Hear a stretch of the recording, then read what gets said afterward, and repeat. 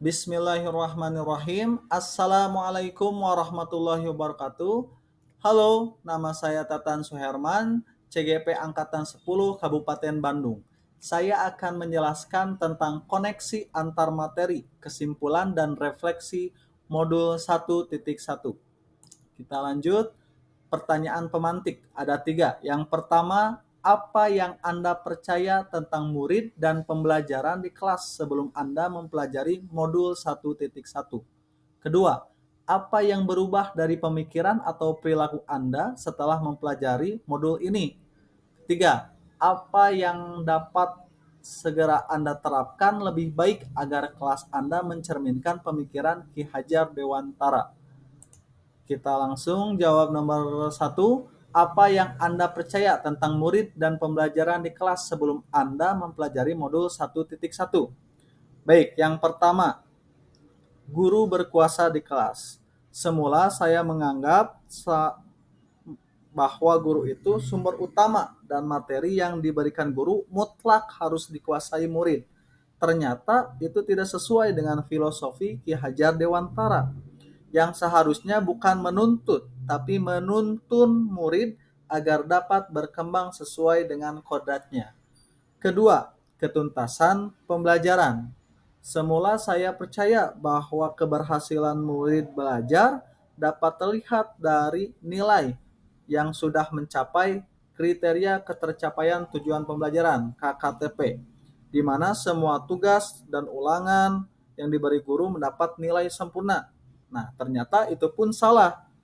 Hal tersebut tidak sesuai dengan filosofi Ki Hajar Dewantara yang harus melakukan pembelajaran secara holistik, bukan cuma pengetahuan saja. Kemudian yang ketiga, suasana belajar. Dulu saya menginginkan suasana kelas yang sunyi, tidak boleh ada suara sedikit pun di kelas yang saya ajar. Ternyata hal tersebut salah karena setiap murid mempunyai gaya belajar yang berbeda-beda untuk menyerap pembelajaran. Kemudian pertanyaan yang kedua, apa yang berubah dari pemikiran atau perilaku Anda setelah mempelajari modul ini? Nah, yang berubah mungkin kesadaran diri bahwa saya masih banyak salah dalam melakukan pembelajaran terhadap murid di kelas.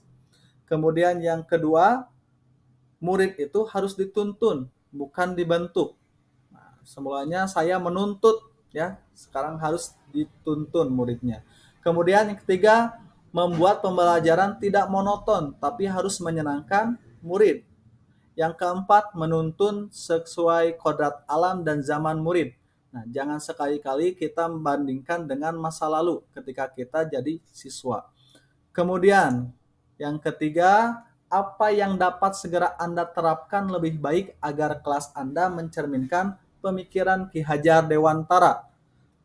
Yang pertama, menurut saya, budi pekerti. Saya akan menerapkan pembiasaan-pembiasaan yang memupuk serta menyempurnakan budi pekerti murid. Kemudian yang kedua, tidak menuntut murid. Nah, dulu saya sering menuntut murid agar nilainya bagus. Sekarang saya akan mengganti menuntut tersebut dengan filosofi Ki Hajar Dewantara, yaitu menuntun murid. Kemudian yang ketiga, metode pembelajaran yang berpihak pada murid dengan cara menyesuaikan gaya belajar setiap murid, salah satunya dengan metode diferensiasi.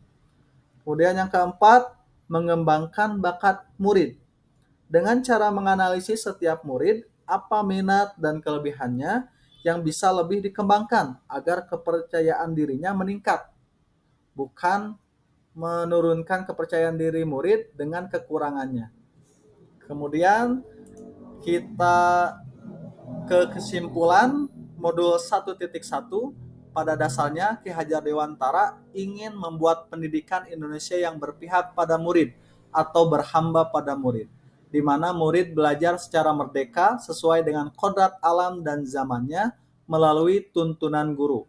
Kita sebagai guru harus mampu beradaptasi dengan alam dan zaman sekarang, serta mengenali bakat murid agar mampu mengembangkannya sehingga memperoleh manfaat bagi murid tersebut di masa depannya.